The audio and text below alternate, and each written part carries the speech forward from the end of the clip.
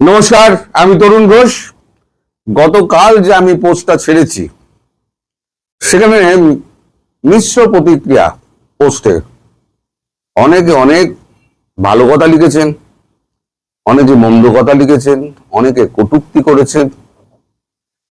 যারা লিখছেন, কটূক্তি করছেন এবং বাজে কথা বলছেন, তাদেরকে আমি বলি, আমি তো মাথার দিব্যি দিইনি আপনাদের দেখার জন্য।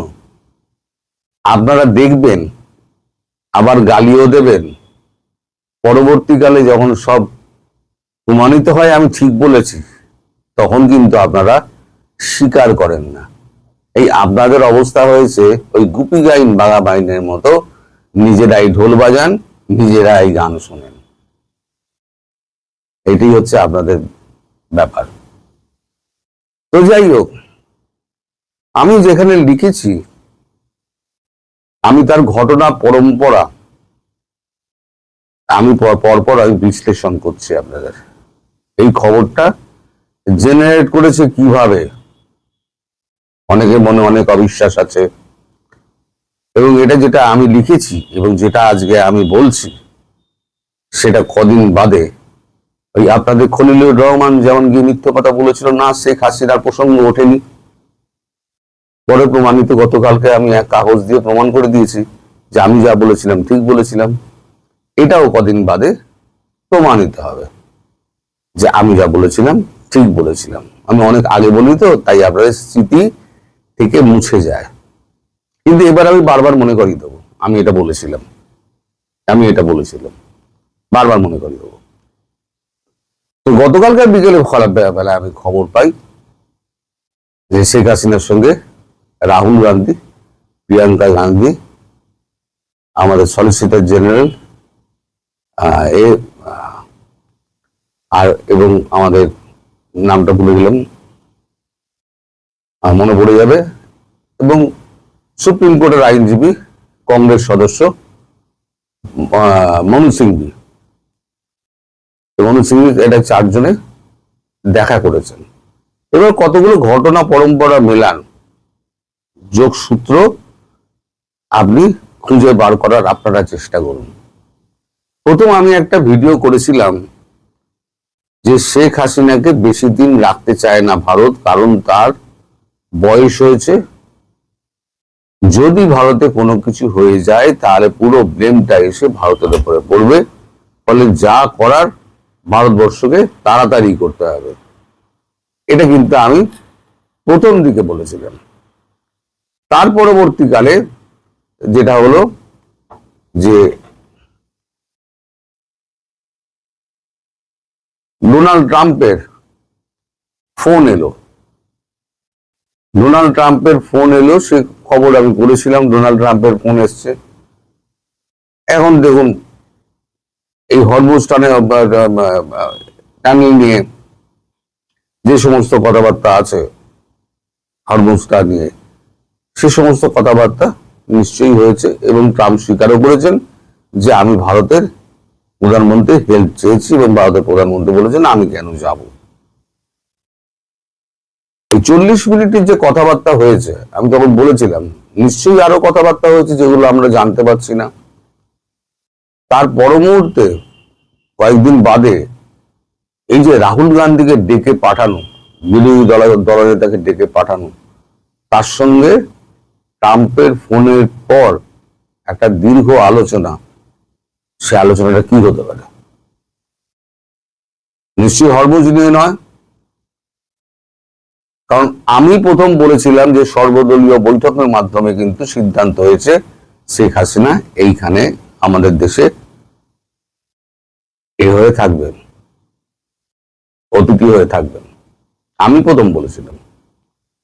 পরবর্তীকালে তার সত্যতা প্রমাণিত হয়েছে, সবাই আপনারা জানেন। এখন যেহেতু একটা সর্বদলীয় সিদ্ধান্তের মাধ্যমে তাকে আনা হয়েছিল, এবং তাকে ফেরত পাঠানোর ব্যাপারটাও কিন্তু সর্বদলীয় সিদ্ধান্তের মাধ্যমেই হবে, সরকার কিন্তু একা করবে না। তার প্রাথমিক ভিত রচনা করতেই আমার মনে হয়, যদ্দূর মনে হয়, রাহুল গান্ধীকে ডেকে পাঠিয়েছিলেন। এবং গান্ধী পরিবারে এই গান্ধী আর গান্ধী নিয়ে একটা সমস্যা দেখা দিয়েছে। আসলে কথাটা হচ্ছে কিন্তু গান্ধী অপভ্রংশ হয়ে যেটা গান্ধীতে পরিণত হয়েছে। গান্ধী বলে কিন্তু কোনো টাইটেল ভারতবর্ষে নেই, গান্ধী আছে কিন্তু গান্ধী বলে কিছু নেই, কিন্তু অপভ্রংশ সেটাই চালু হয়ে গেছে, গান্ধী গান্ধী গান্ধী গান্ধী চালু হয়ে গেছে। কিন্তু আপনি যদি বিভিন্ন কাগজপত্র দেখেন সেখানে কিন্তু গান্ধী লেখা হয়, গয় চন্দ্রবিন্দু আকার ধয় দীর্ঘই। আমি দুবার ভুল লিখবো না, কারণ বানান লেখার সময় কিন্তু আমি অত্যন্ত সতর্ক থাকি। আপনারও সতর্কতা থাকতে পারেন। কি করে করবেন? যে বানানটা লেখার পর যদি আপনার মনে হয় একটু অচেনা, তাহলে একটু ঘুরিয়ে লিখুন, ঠিক চেনা বানানটা চোখের সামনে এসে পড়ে যাবে। আর কোনটার পরে দন্তের ন হবে, কোনটার পরে মধ্যের ন হবে, সেগুলো একটুখানি আপনি জেনে নেবেন।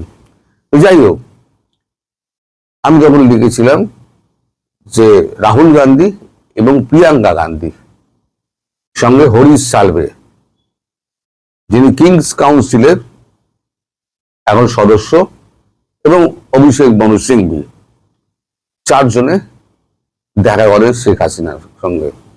আসলে রাহুল গান্ধী এবং প্রিয়াঙ্কা গান্ধী তারা গিয়েছিলেন শেখ হাসিনার মনোভাব জানতে এবং তার শরীর সম্পর্কে। এমনিতেও যান, মাঝে মাঝে যাওয়া আসা করেন, কারণ কংগ্রেসের সঙ্গে যে সম্পর্ক প্রধানমন্ত্রী শেখ হাসিনার, সেটা কিন্তু অটুট সম্পর্ক। সেটা ইন্দিরা গান্ধীর সময় থেকে সেই সম্পর্কটি গড়ে ওঠে মুজিবুর রহমান থাকাকালীন। দীর্ঘদিন আমাদের এখানে শেখ হাসিনা আশ্রয় ছিলেন, 6 বছর না 8 বছর এখানে আশ্রয় ছিলেন সেই সময়তে। তখন থেকে কিন্তু সোনিয়া গান্ধীর এইবার ইন্দিরা গান্ধীর খুব কাছের মানুষ। তো যাই হোক, সে নিয়ে আমি অনেক কথা বলেছি। তারা তার মনোভাব জানতে গিয়েছিলেন, এবং সব থেকে খটকার বিষয়, এখানে কেন্দ্রের তরফে হরিশ সালভে, যিনি আমাদের এতে ইন্টারন্যাশনাল কোর্ট অফ জাস্টিসে যিনি একজন পাকিস্তানে বন্দী আমাদের ভারতীয়, তার ফাঁসির আদেশ নিয়ে লড়াই করে যাচ্ছেন, এবং ফাঁসির আদেশ কিন্তু আটকে রেখে দিয়েছেন। কুলভূষণ যাদব বলে একজন ব্যক্তি, তাকে পাকিস্তান ইরানের মাটি থেকে তুলে নিয়ে গিয়ে অপহরণ করে তাকে ইরান চার্জে তাকে ঢুকিয়ে রেখে দিয়েছে ফাঁসির আদেশ দিয়ে, কিন্তু আজ পর্যন্ত ফাঁসি দিতে পারেনি। কারণ ভারত ধমকেই রেখে দিয়েছে, ইন্টারন্যাশনাল কোর্ট অফ জাস্টিসে এখন মামলা চলছে, সেই মামলাকে উপেক্ষা করে যদি ফাঁসি দাও তাহলে পাকিস্তানের কোনো অস্তিত্ব থাকবে না। তো এখন এই যে 2 জন আইনজীবী গেছিলেন, 2 জন আইনজীবী তারা অনেক দস্তাবেজ নিয়ে গিয়েছিলেন, এটুকু খবর আমি পেয়েছি, অভিষেক মনু সিংভি এবং হরিশ সালভে। আপনাদের মনে থাকতে পারে ইন্টারন্যাশনাল কোর্ট অফ জাস্টিসে শেখ হাসিনা একটি মামলা করেছিলেন, সেই মামলাটির শুনানির দিন সম্ভবত এগিয়ে আসছে।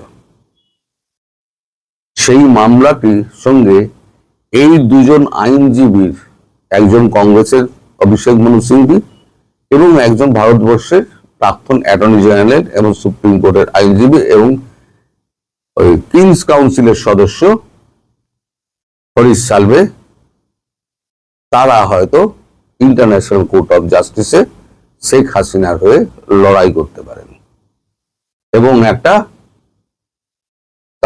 তার বিরুদ্ধে যে অভিযোগগুলো আছে সেই অভিযোগগুলোকে অকাট্য প্রমাণ দিয়ে খারিজ করে দেবেন। আর ইন্টারন্যাশনাল কোর্ট অফ জাস্টিসের অর্ডারের যদি বাইরে যদি বাংলাদেশ যায়, বাংলাদেশ সরকার, তাহলে অস্তিত্ব থাকবে না। সারা পৃথিবী মানে ইন্টারন্যাশনাল কোর্ট অফ জাস্টিসের রায়, সেখানে বাংলাদেশ যদি না মানে ইন্টারন্যাশনাল কোর্ট অফ জাস্টিসের রায় যে এই সরকার অবৈধ, বৈধ প্রধানমন্ত্রী তিনি এখন গিয়ে ক্ষমতা নেবেন, যদি এই রায় বেরোয় তাহলে ভারতবর্ষ তার 7 দিনের মধ্যে দেখবেন শেখ হাসিনাকে নিয়ে গিয়ে ওখানে বসিয়ে দেবেন। এটা আমার নিজস্ব বিশ্লেষণ, আর may be wrong, may be right, নইলে পরে এই আইনজীবীরা যাবেন কেন? তার সঙ্গে ইন্টারন্যাশনাল কোর্ট অফ জাস্টিসের ডেটটা এগিয়ে আসছে, শুনানির ডেটটা এগিয়ে আসছে, দুটোকে আপনি এক করুন। রাহুল গান্ধী, প্রিয়াঙ্কা গান্ধী, কংগ্রেসের বিরোধী দলনেতারা তারা গেছেন কেন? এক করুন মনোভাবটা জানতে, এবং ভারতবর্ষের হয়ে এরা রিপ্রেজেন্ট করবে ইন্টারন্যাশনাল কোর্ট অফ জাস্টিসে। সত্যি কি হয়েছে না হয়েছে সেটা জানতে আমাদের সময় লাগবে। আমি কখনোই দাবি করব না যে আমি পুরোটা জানি। কাল বহু রাত অব্দি আমি জেগেছিলাম যে কিছু খবর যদি পাই, কিন্তু কোনো পক্ষ থেকে কোনো রকম খবর আমার কাছে আজ অব্দি এসে এখনো পর্যন্ত এসে পৌঁছায়নি। এখন দুপুর 3:30 আমি যখন রেকর্ডটা করছি। ফলে আমাদের এখন এইটুকু জেনেই সন্তুষ্ট থাকতে হবে, ভবিষ্যতে যদি এই সম্পর্কে কোনো খবর পাই তাহলে পরে নিশ্চয়ই আপনাদের জানাবো। কিন্তু এটা জানবেন যে এই যে 4 জন দেখা করেছে, 4-5 জন দেখা করেছেন, এবং আপনারা জানেন ইন্টারন্যাশনাল কোর্ট অফ জাস্টিসে শেখ হাসিনা যে মামলাটি করেছিলেন সেই মামলাটির তারিখ কিন্তু এগিয়ে আসছে। সেই মামলার সঙ্গে এই আইনজীবীদের